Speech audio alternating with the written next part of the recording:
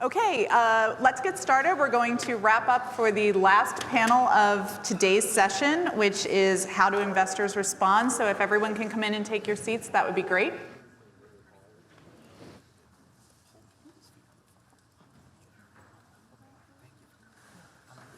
Give it another 30 seconds and then we'll get started.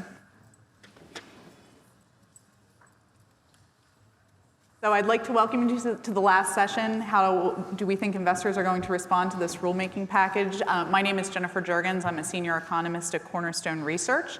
Prior to my joining Cornerstone, I actually was one of the economists on the Reg BI and Form CRS packages. So I feel like I know the rule quite well, but fortunately I get to just be a moderator today and get to ask all the hard questions to my panelists. I'd also, before we get started, like to thank Scott Valgas as well as UT Austin for having us here today, as well as all of the other panelists who have done a fantastic job teeing up so many of the topics that we intend to talk about today. So I'd like to just say thanks to everyone. I'd like to introduce briefly the panelists that we have here. We've got Rick Fleming. He is the SEC's investor advocate. He's been in that position since February 2014. Prior to joining the commission, Rick was a state securities regulator, and we are very excited to have him here, especially since we are talking about the impact and the effect for investors. So I feel like he's a great choice to have on this panel. Next to me, I also have John Reuter. He is a professor at Boston College. John has done an extensive amount of research looking at the behavior of individual investors and financial institutions. He has a number of papers that have been widely cited, both in the Department of Labor's regulatory impact analysis for their fiduciary rule, as well as the adopting release of Reg BI. And so we're very happy to have him here. John is very widely published, but I have to say my most impressive one is he has a paper in the Journal of Wine Economics, so I thought that was really impressive. And so I wanted to point that out. And lastly, we have, but not least, Dana Rhodes. Dana oversees the design, implementation, and ongoing management of enterprise strategies at Riskalyze for large wealth management clients. She's been in the industry for, I'm not going to say how many years, but she has spent time at Kestra Financial, where she oversaw the advisory platforms, wealth consulting, and strategic partner relationships. So we're going to get started. And again, as I said, we've seen a lot of the other panels tee up some of the investor issues that we're going to talk about today. And because of the fact that both Reg BI and Form CRS are going to touch on investor issues, we will be spending time on both of those. So I'd like to start, though, with Reg BI, because that's clearly a rule aimed at investor protection. And so I really want to open this up to the panel. This is going to be a full-blown discussion. But how do we think that Reg BI is likely to protect investors, or will it? And I'll start with Rick. Okay, well, thank you. Let me first say thanks, Jen. Thanks, Scott, for the invitation to be here. This is a really impressive conference. I do have to remind everyone, since I'm an SEC official, that my views are my own, don't necessarily represent those of the Commission or my colleagues on the Commission staff. In fact, they often contradict the views of other people on the staff, which is fine. Yeah, so, some of my friends in sort of the consumer advocacy community have sort of a dimmer view of Reg BI than I do. I actually think it's a positive step that there are some valuable differences between what was in suitability and what is now in Reg BI. You think of some of the compensation practices that I've been concerned about, things like sales contests. You might think that that's sort of low-hanging fruit that the Commission addressed, but it's actually pretty important. I've seen over the years a lot of abuses of customers through things like sales contests and other types of compensation arrangements that really create incentives to sell certain products, regardless of whether it's good for the customer or not. So the prohibition on sales contests, but also beyond that, more attention to requiring mitigation of other types of conflicts that might create an incentive for the broker to place his or her interest above the customer. Those I think are real positives. There are other things in there that I like. Better disclosure about conflicts of interest. It explicitly requires that the broker consider the costs of the investment to the investor in terms of determining whether that particular investment is in the best interest of the customer. That's something that isn't really required necessarily under the suitability analysis. It's really explicitly required now under BI. I think it will require a more careful review of product lines so that firms will have to give more attention to, are the products that are on my shelf, are they sort of reasonable, given the competitive landscape and other types of products that are available. I think Reg BI will require firms to pay more attention to that, and that's another area where I think we've seen customers really suffer harm. It has some other sort of more specific things, like it applies to rollovers, it applies to the selection of account types, it applies to if a broker has agreed to do ongoing monitoring of accounts, then the failure to give a recommendation is basically considered an implicit hold recommendation. And so that implicit hold has to be in the best interest of the investor. So, there are a number of things like that. Again, maybe not earth-shattering, any one of those things. And you could say that, you could have probably just enhanced the suitability standard to accomplish a lot of those things. But I do think, taken as a whole, that there are a lot of things to like in Reg BI. I guess the thing that concerns me the most is just what it's called. Brokers now have the ability to tell their customers that they're required to act in their best interest, and that, I think, investors, that really creates a lot of expectations in an investor's mind and gives a broker a real marketing advantage, to be honest with you. And so I worry about that, and I think that's the real reason that some of my friends in sort of the investor advocacy and the consumer advocacy space really have a less positive view of Reg BI because of the fear that it'll cause heightened expectations and that the rule doesn't really meet those expectations, and so it's worse than nothing.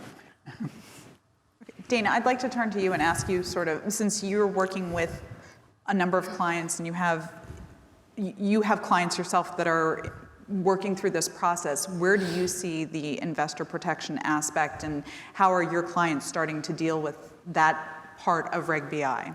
Sure, and I would agree with what you said around better disclosure. We had already seen with the DOL fiduciary rule firms moving toward that level compensation, starting to eliminate some of those sales competitions. So I think we were already trending in that direction. Where I see the most benefit for the investors, which consequently is probably the hardest, and what I hear home offices say the squishiest to really define, is that care component and that care obligation. It's interesting to me, I've heard it talked about in other sessions, and it's been debated whether it was significantly more than suitability or just slightly more than suitability. But if you look at the care component and having the client's risk on file, documenting that alignment, the fees and expenses associated with transactions or a series of transactions, the firms that I talk to, many of the enterprises, large enterprises, aren't doing this today. They're not doing it on the brokerage side. I've even talked to some, gasp, that aren't doing it on the advisory side. And so I think that, to have the direct impact to the clients, if that's truly followed, I believe that would impact the clients more than the disclosure aspects. Certainly, I think that disclosure is important, that it's needed, and that someone mentioned earlier, it'll help firms say, ooh, I don't want to put that out there for clients to read, so maybe they have better practices. But do I think that, 80% of clients read the disclosure? I don't. And John, since you've done a lot of research with respect to how investors have potentially had harm caused to them by problematic recommendations, and do you think this moves the needle enough? Do you think that this is increasing investor protection? So I'd like to back up just a minute and say that one of the goals here was to maintain a variety of models at a variety of prices, right? That was an explicit goal. And I think that if you look at the UK, where they had the retail distribution review that said, if it's not completely unbiased advice, you can't give it, and then the market for advice literally shut down, I think it was fair to worry that to eliminate a business model or cloth like that would potentially lead to serious disruption. So that's the positive that I can say about wanting to maintain both models. But I do think that investors, traditionally investors who have worked with brokers in the data that I've looked at, have made choices that looked suboptimal, let's say, relative to a variety of other benchmarks that you might have come up with. And the most kind of egregious example, I suppose, or maybe the most kind of important to relay, is that it's a standard kind of mantra now among academics that active funds underperform by the level of their fees, right? You hear this all the time. And it turns out that back through, let's say, 2004 or so, that was true on average, but it was being driven entirely by broker-sold mutual funds. The entire underperformance of active managed funds was brokers, right? So what that meant was we used to live in a world where the decision to work with a broker led you into a particular market segment that had a particular set of products that, at least over that time period, didn't fare so well, right? Because what the clients knew to care about was not necessarily the things that a finance professor would care about or a regulator might care about. Now, the good news is I think that world is much murkier now than it used to be. There's not that pure segmentation, right? There's a lot of things have changed. And so I think that's for the better. And I think that anything that reduces the extent to which there are conflicts of interest in the background is positive. And so I think that there are two ways you can look at it, the regulation and the disclosure. One is that it's going to empower investors to make better decisions. I'm not sure about that. On the other hand, it's going to take firms, are going to take very seriously what these possible conflicts are and be mitigating actively and remove some of these kind of products that maybe were questionable. Maybe the proprietary products will get better. Maybe there'll be fewer of them. Maybe flows into these products will better reflect what our understanding of the quality of the products. And so I think that the kind of the back office changes in terms of like what the product shelves look like and how people are compensated, I think those have the potential to make a huge difference coming out of this.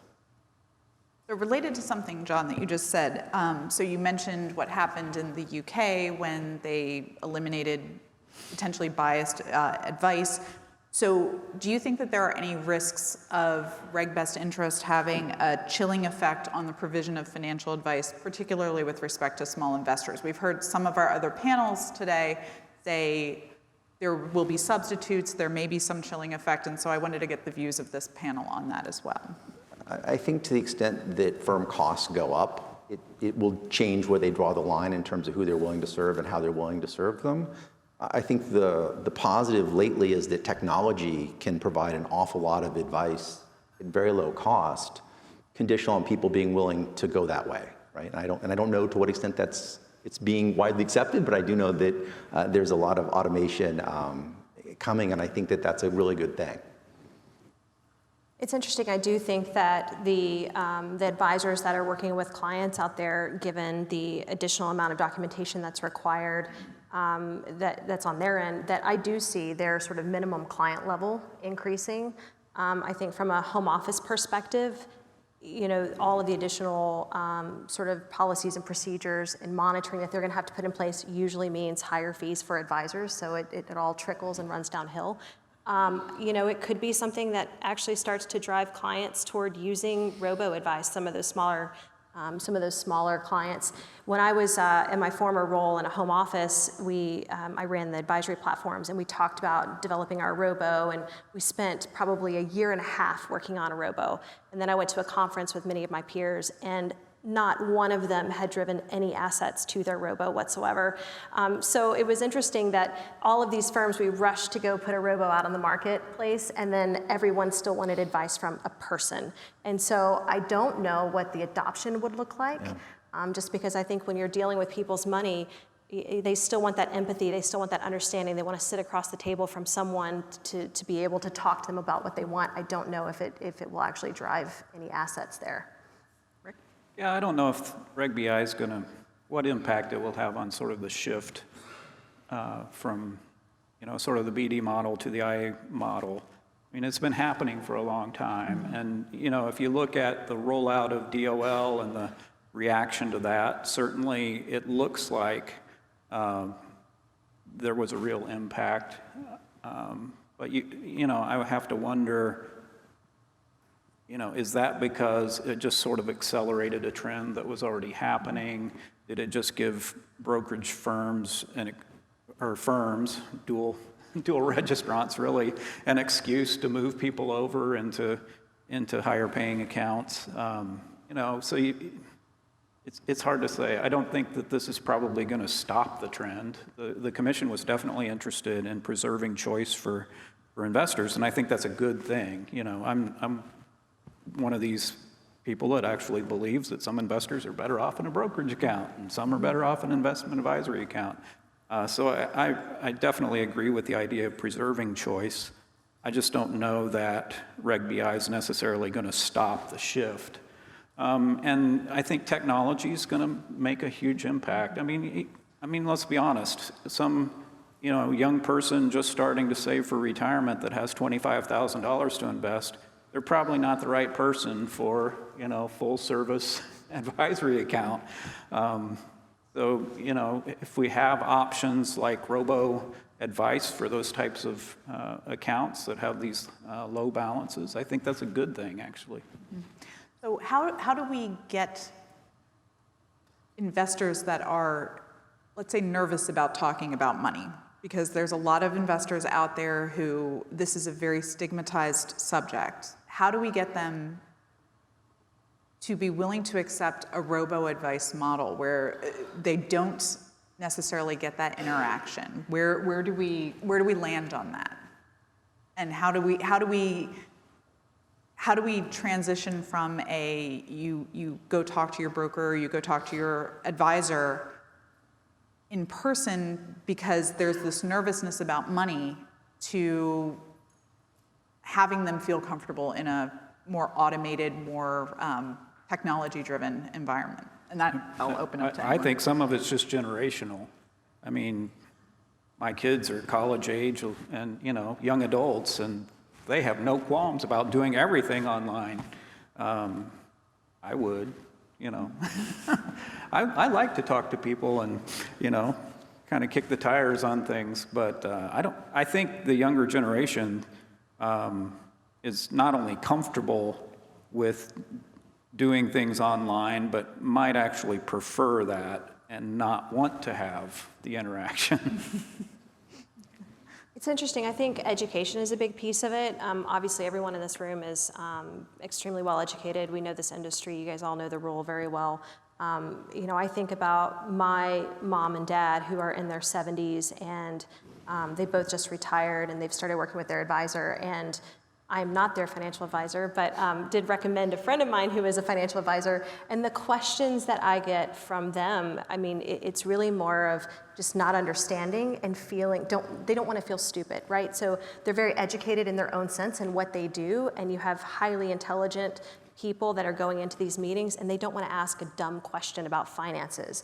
And so part of why they're doing it is they want to have that face-to-face, they want to get a better understanding. But unfortunately in our industry, there are still so many advisors that talk about portfolios in the alpha, beta, R squared language versus something that actually makes sense to the clients. And it's actually why Riskalyze was started, realizing that clients don't speak our language, and we've got to find a way to be able to educate and help them understand what they're looking for in terms that make sense to them, so that they can help the advisor understand what might be in their best interest ultimately.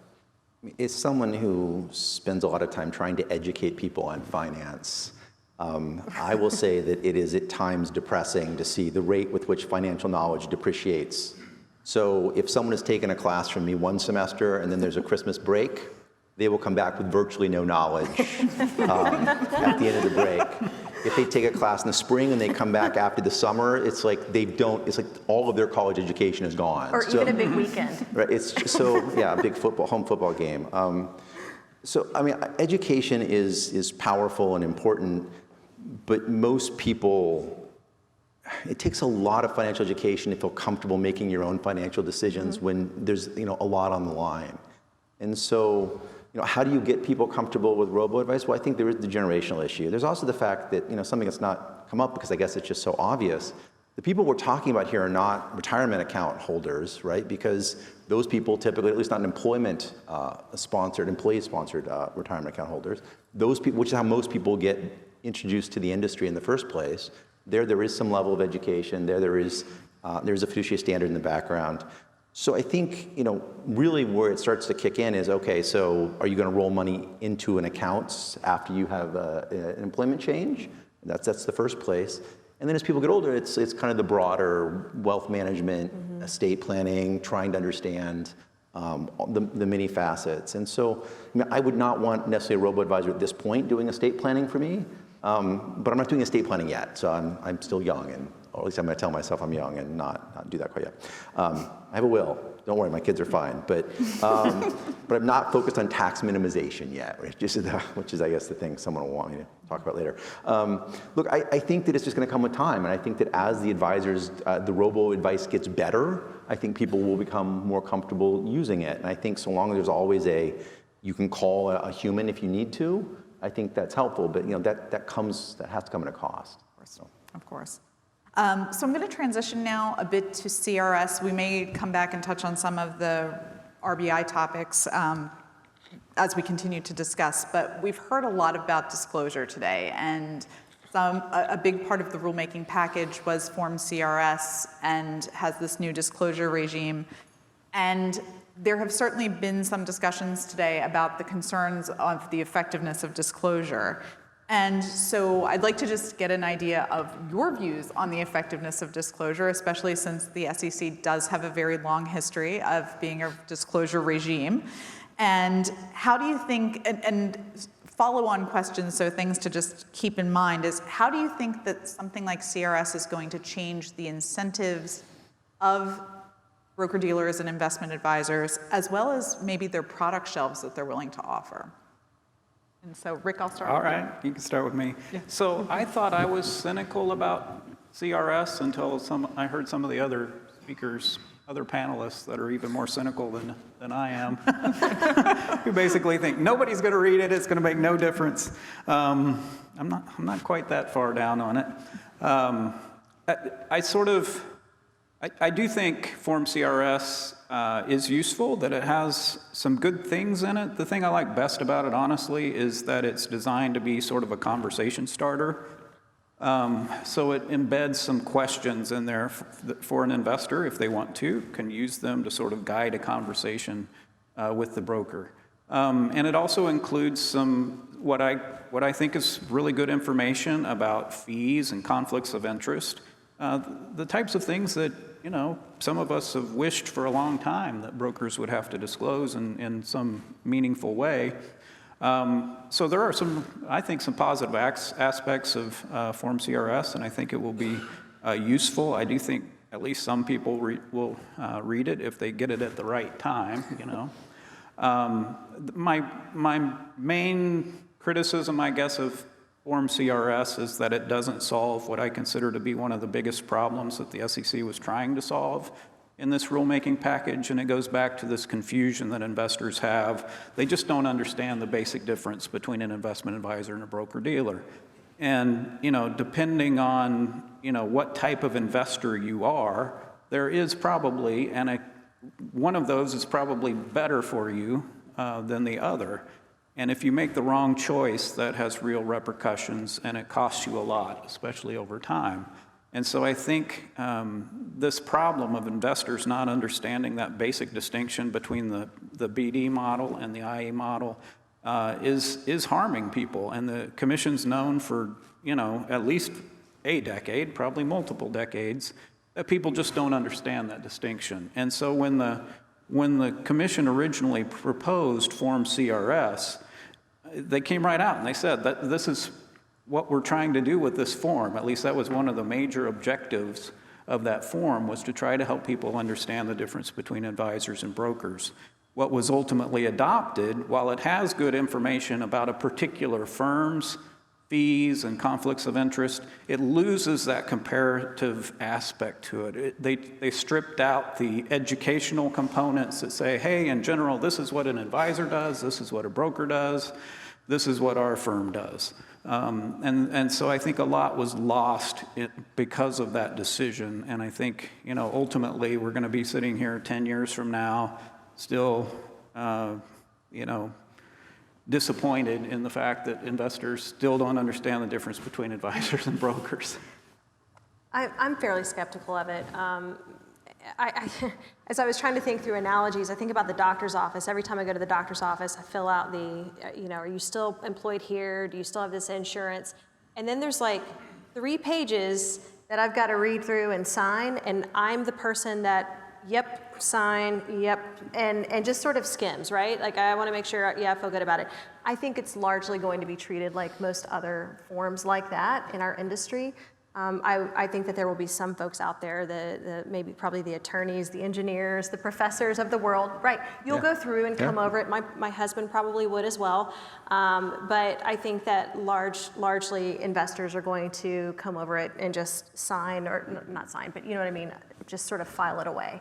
I do think what will be interesting is to understand and see how advisors utilize it as a part of their process in their offices. We talked earlier about how home offices are building their compliance, and I heard someone say that they felt that they were largely ready. I'm hearing that they're largely not ready. Many of them have not started to go through and train their advisors on what the rule means to them. So I'll be really curious to see how they're actually approaching those conversations with their clients differently if it does result in maybe a discussion around Form CRS when they deliver it to them. I could see it making a difference. Unfortunately, I feel like it's probably going to be oh, by the way, here's this document that you have to have.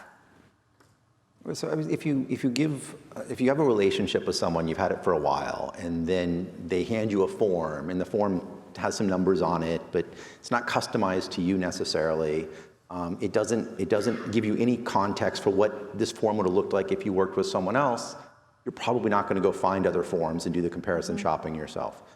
Where it may matter, 2 ways it may matter. One, I'm going to have my students strip data out of every single one of them that get posted, and we're going to see what's in them. And then I'll post whatever we find, and people can look at that. So that will be kind of a useful starting point. But this notion that this notion that you're going to disrupt a relationship based on this new piece of information, even if it's really new, I think you probably have this incentive to be like, well, it's probably not that new. I mean, I knew this already, right? So I've seen some survey data on consumer satisfaction for some financial services firms, and the data the firms are anonymous to me. And the thing that I see in the data is that it skews towards elderly people, it skews towards people with lots of assets, it skews towards people who love their financial advisor but hate all other financial advisors, and it skews towards people who radically underestimate what their level of fees are likely to be given the assets they claim to have and the type of account they claim to have. And so when you got that level of trust, I don't think this form is necessarily going to do anything for existing relationships, which is where a lot of the money is right now. But in the future, I think there's this potential that it may lead to comparison shopping. It may lead to people like Morningstar, for better or worse, providing more benchmarking services. We'll see. So just to add on to that, I do agree that by the time a customer has walked through the door of an advisor, they're at least 95% of the way there, and that it's unlikely that they're going to read this form and walk out. I do think there's hope, though, and I'm a skimmer, too. I'm reading through the medical stuff, just going, whatever, and sort of looking for, is this going to kill me? But for other people that are skimmers, I do think even if you just skim the CRS form, it sort of highlights those questions that a person ought to be asking their broker. Something like, how much of my money is going to get burned up in fees? And even if somebody's just skimming, that might jump out to them and they might think, oh, that's a pretty good question. Oh, broker, how much of my money is going to get burned up in fees? Now, I don't expect that they're going to turn around and walk out and go down the street to the next, broker or advisor, but I think it does give them a tool that's useful to have that conversation with their broker. Do you think that investors actually know that this is coming to even do the shopping, if you will, with Form CRS in advance? I mean, that's the thing. No, they won't know. And I agree with you that I really doubt that somebody's going to go collect, 5 CRSs from 5 different firms and do the comparison shopping with it. The value will be the students that are trying to make sense of it. And then you have the comparability problem, because the commission gave a lot of discretion to firms in terms of how they present information. And so even your students are going to be challenged to try to make sense of that.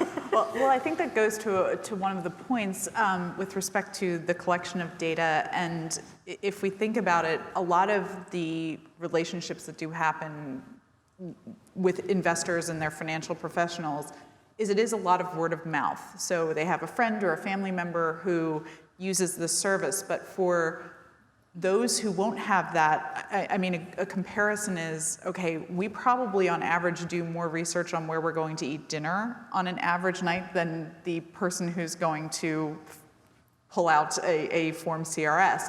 And without some sort of aggregation source, I mean, I was thinking some third party like Morningstar, but John Yelp and his— for advisors. Yeah, Yelp for advisors, but John and his students are going to make this available, it seems, for free to everyone, so, which would be great. So you're taking a business model away from Morningstar, but that works. I think you guys probably are excited about me doing that. Well, I'm excited if you're going to aggregate all this data. Yeah, sure, why not?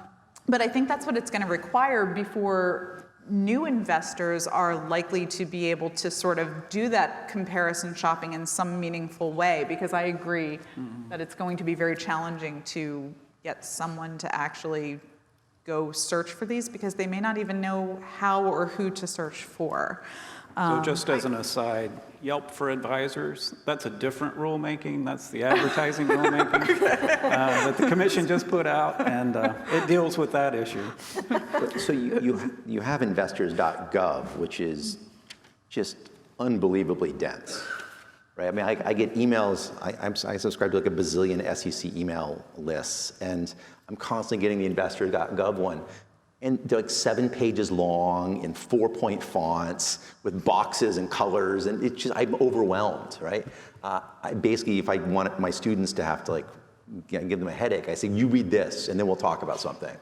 And it's like, it's really well intended, and it is really hard to absorb, particularly for people who don't already know finance.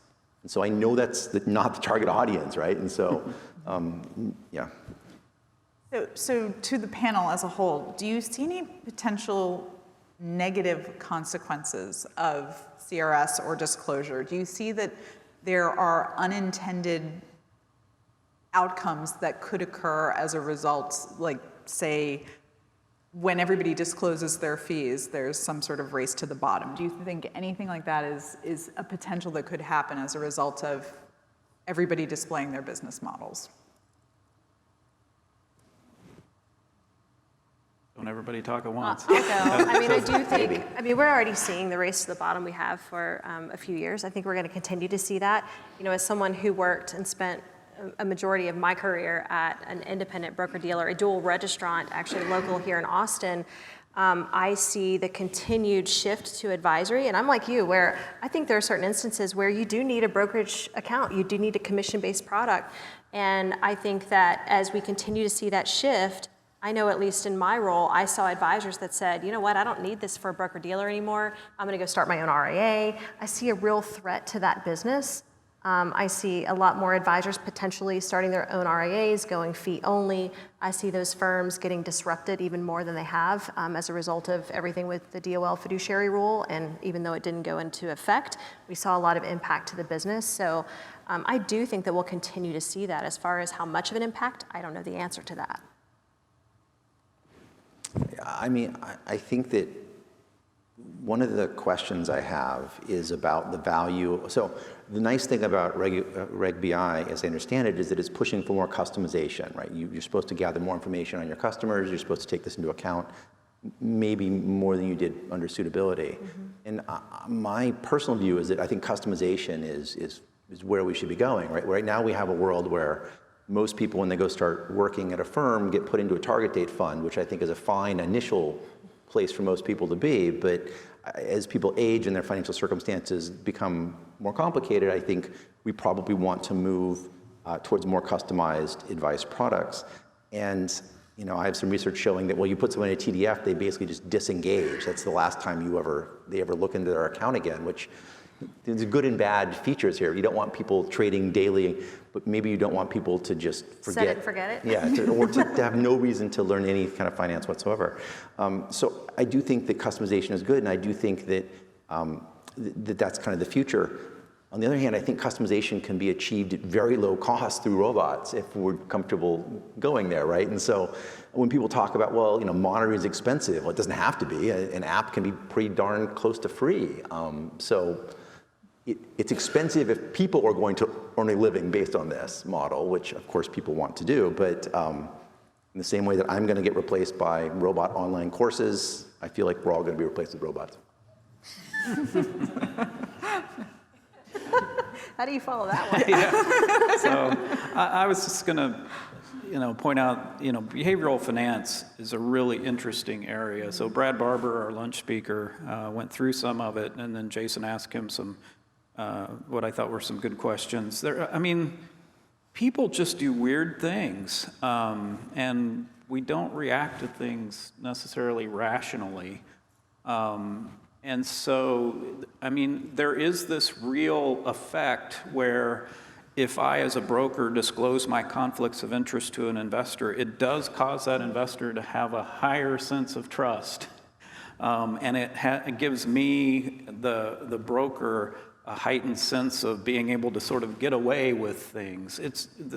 There are these sort of impacts that we need to understand better, and that's one thing that I'm trying to bring more of that kind of expertise to the commission through my office and some of the staff that we're bringing on board that understand sort of these behavioral impacts. It's just, I'm not really answering your question, but I just think we have to have an awareness of some of those sort of unintended consequences of the policy choices that we make. Well, and you bring up a really great point about investors, and there's studies that show that they make emotionally charged decisions, and they're usually not the best decisions, right? It's the whole buy high, sell low type of investor mentality that we have. And one of the challenges, I think, with all of us being replaced by a robot is the robot going to tell us, hey, Dana, that's a really stupid decision. You're reacting based on what the market did today versus thinking about long term. That's the part where I see a little bit of a challenge with that entirely digital model. Whereas, if you talk to the good financial advisors, many of them will say that they're more emotional coaches and working to help investors understand their behavior and how it impacts their investing to reaching their long-term goals. So I do think that's something you don't get with a digital experience. I do think that this does sort of have an impact on this idea of a race to the bottom in terms of fees, because when you look at it, consumers just generally, not just investors, don't really want to pay they don't want the cheapest option, right? And I was on the plane yesterday, on the way down, I'm watching this movie. This girl, her cat dies, and she's this struggling actress that has no money, and so the vet is asking her, they're going to cremate the cat. What urn does she want for her cat? She says, I want the second cheapest. And I was like, exactly. That's how we are. We don't want the cheapest. That's like me and my smart water. I've convinced myself that the electrolytes that I'm paying more for are helping me out, but I could have probably just bought the local generic brand. But you're right, we don't buy the cheapest anything. No. And shoes, clothes, cars, anything. So maybe that will keep us from having a total race to the bottom where, we completely do away with levels of service and that sort of thing. Okay. So I'm going to pivot again and ask a kind of loaded question.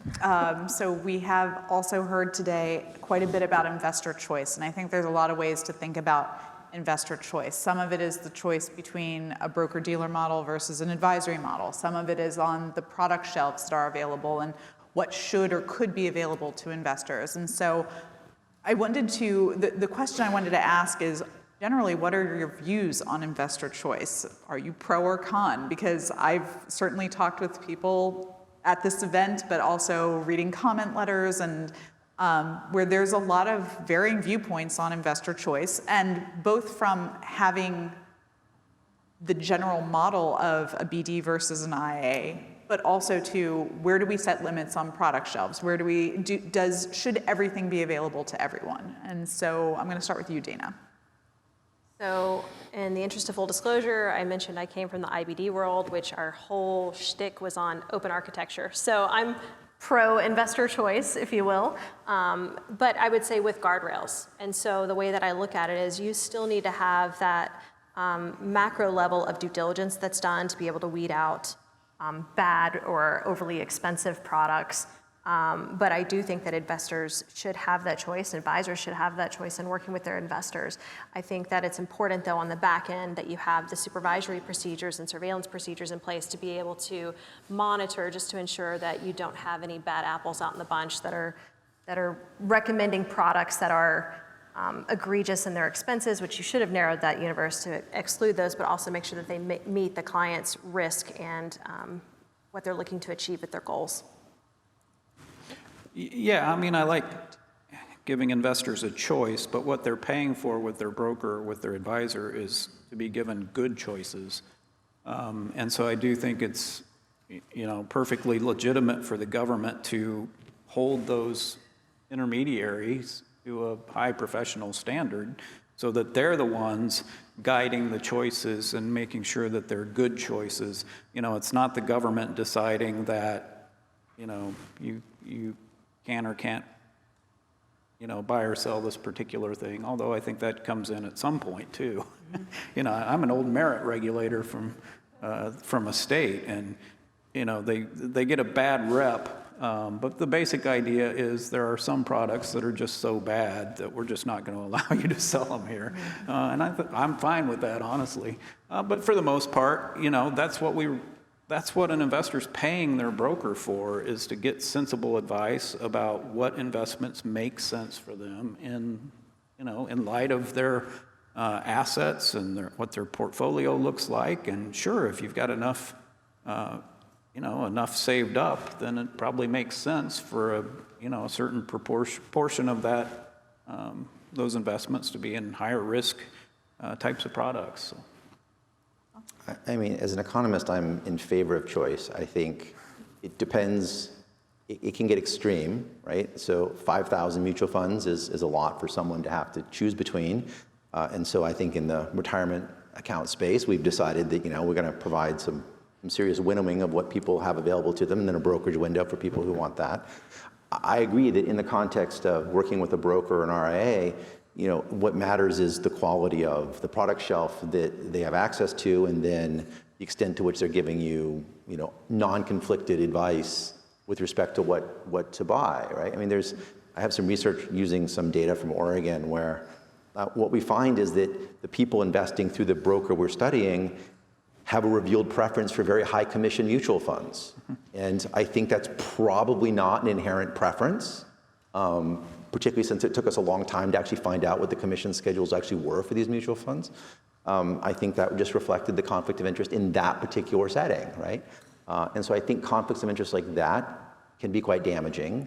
I think that to the extent that you have a reasonable product shelf and you have essentially a uniform compensation scheme where it doesn't matter what I recommend you really, I am just free to give you the best advice I can based on your circumstances, your individual circumstances. I think that choice is good.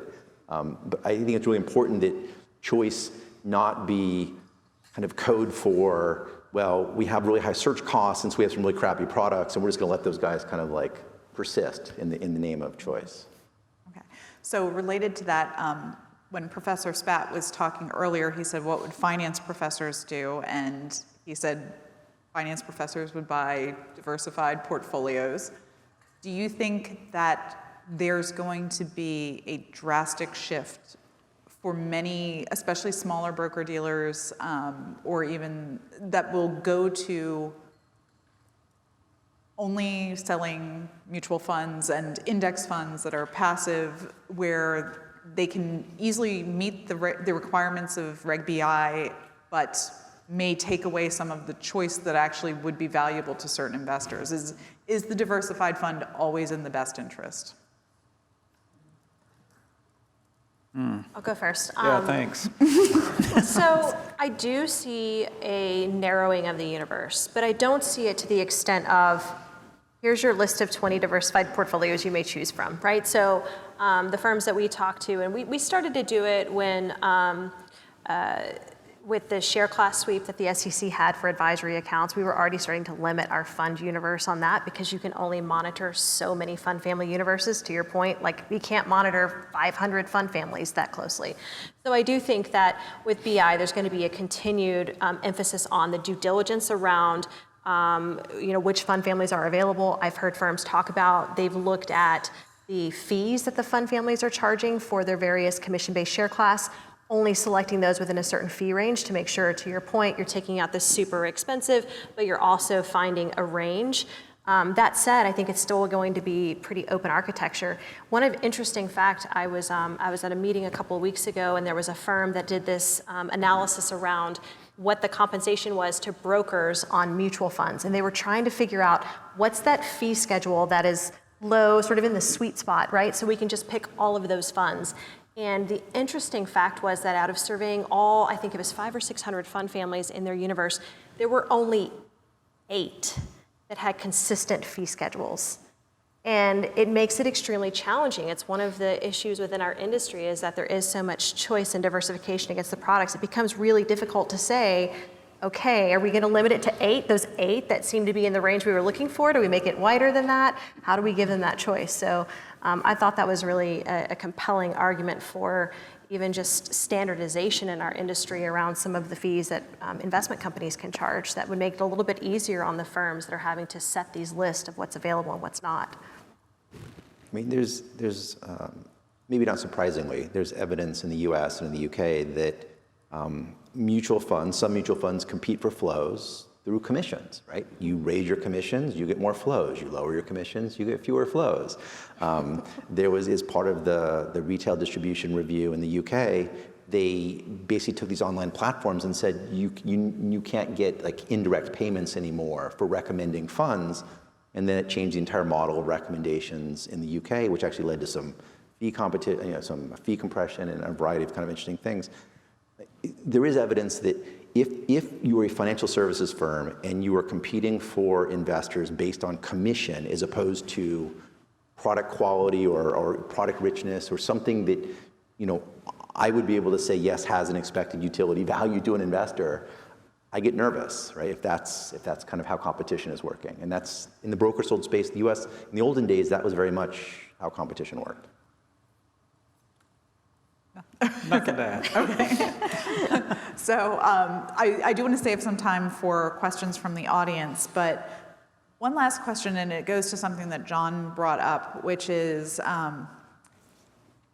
he said, people love their own financial advisor, but they distrust everyone else. And there are studies out there, there is literature that says that the financial services industry is one of the least trusted industries that's out there. And do you think that this rulemaking package, in pieces or as a whole, are going to help build trust? I mean, assuming that investors are aware of it, I think that's part one.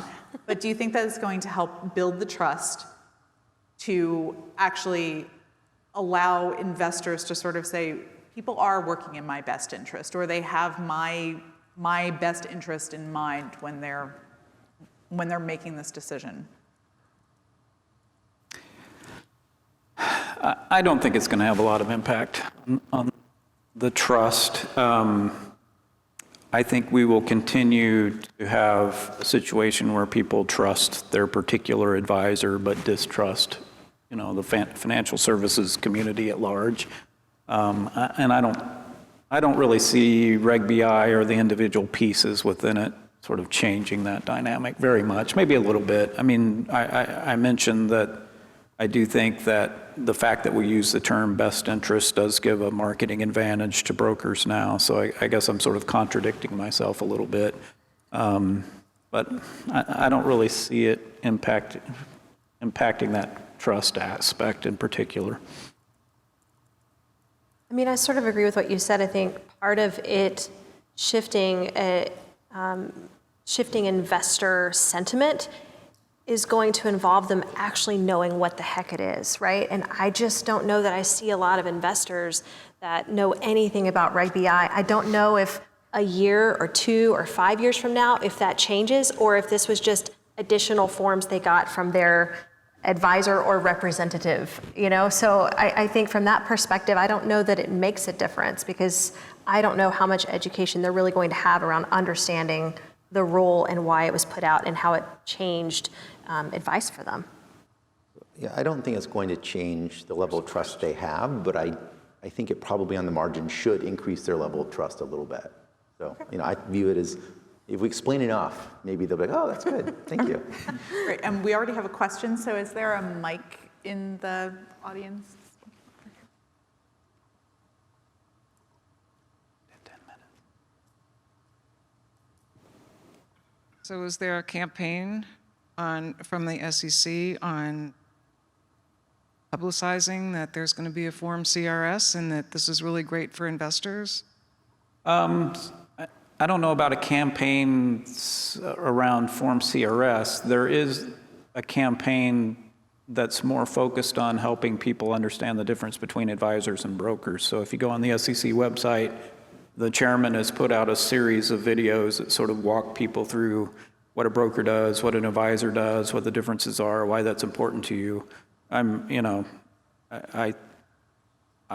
wish a lot of people would see that and that it would have a major impact.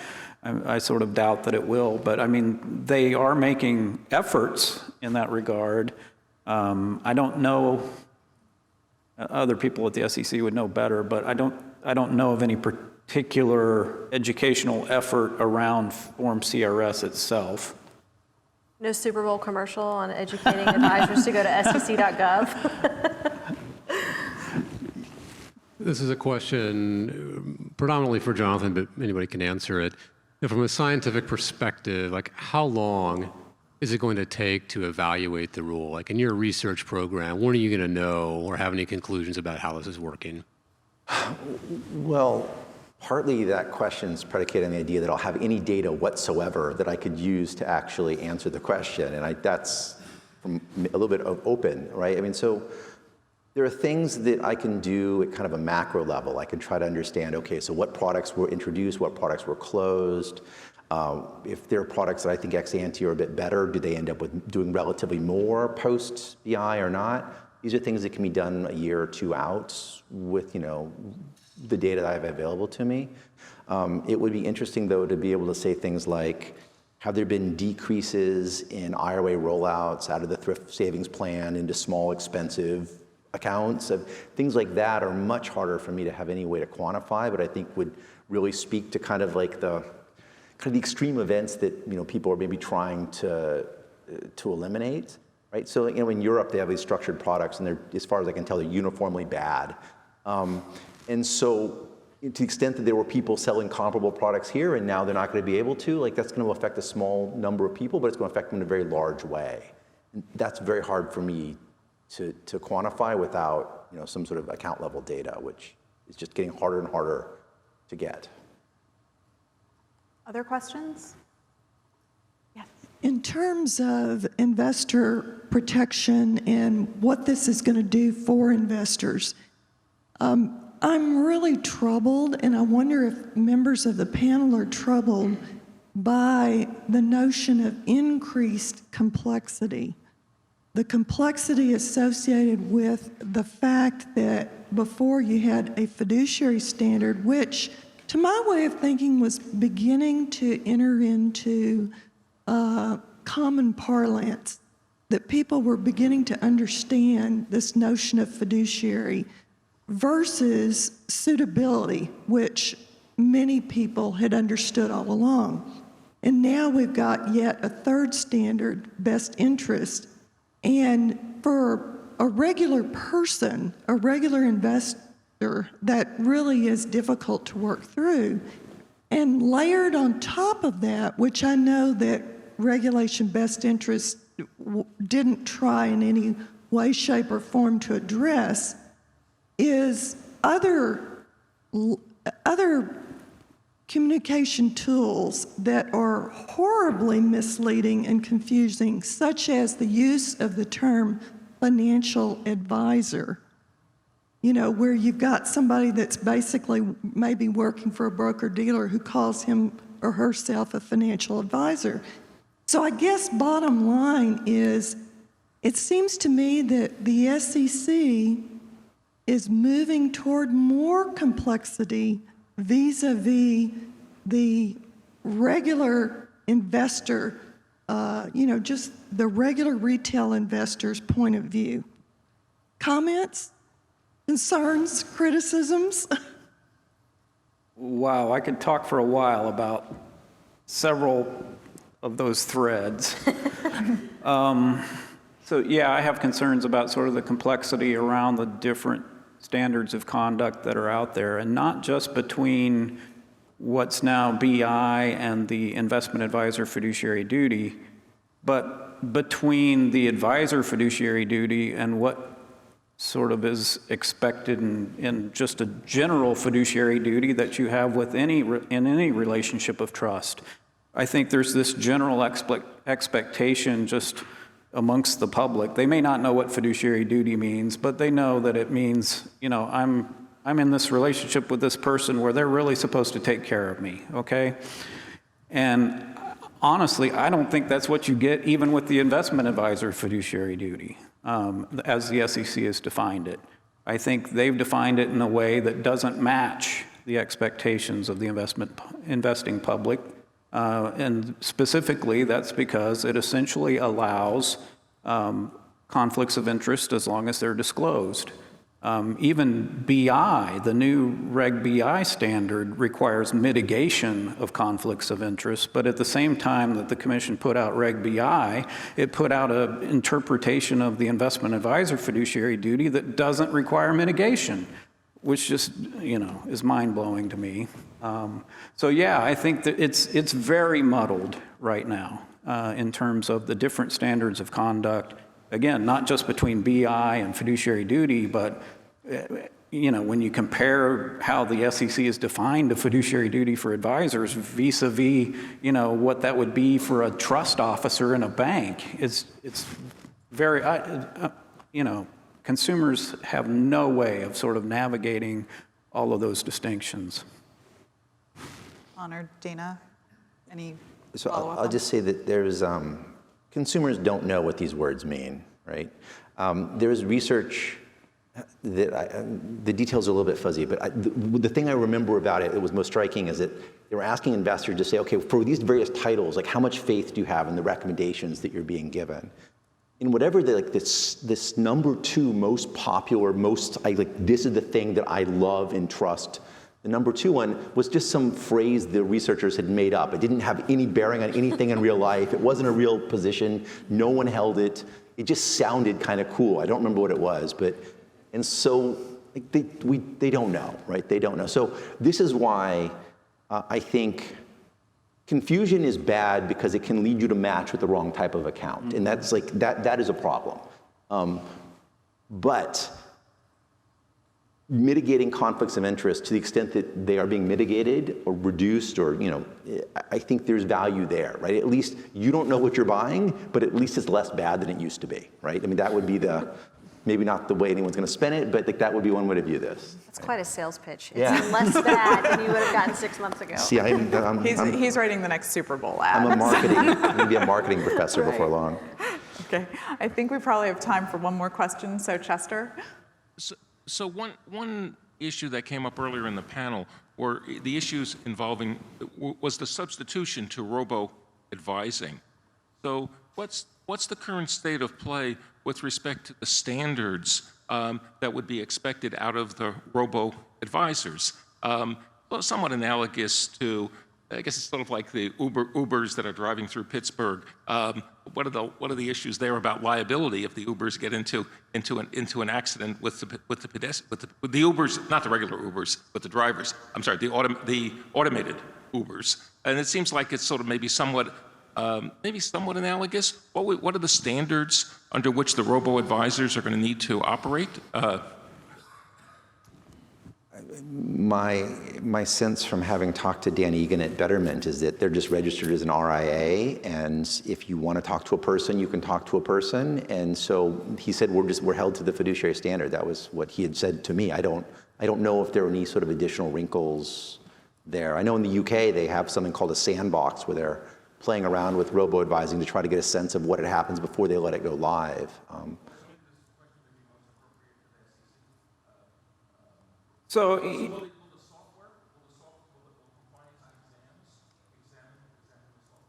I'm not the best person from the SEC to answer this question, but I'll do my best. You know, if you are a robo-advisor, you're an investment advisor, you're subject to a fiduciary duty. Now, my view is that there's nothing about sort of providing advice electronically that is incompatible with a fiduciary duty. I do think it sort of elevates you know, the scrutiny around, you know, what types of questions are you asking investors before you sort of push them into whatever your product is, and how does your algorithm work, and those types of things. I think you have to be, you know, thoughtful about the questions you ask. You have to know people really well and put them into the types of products that are appropriate for them. But I think you can do all of that in an electronic setting, but they're subject to the same fiduciary duty as, you know, a face-to-face advisor would be.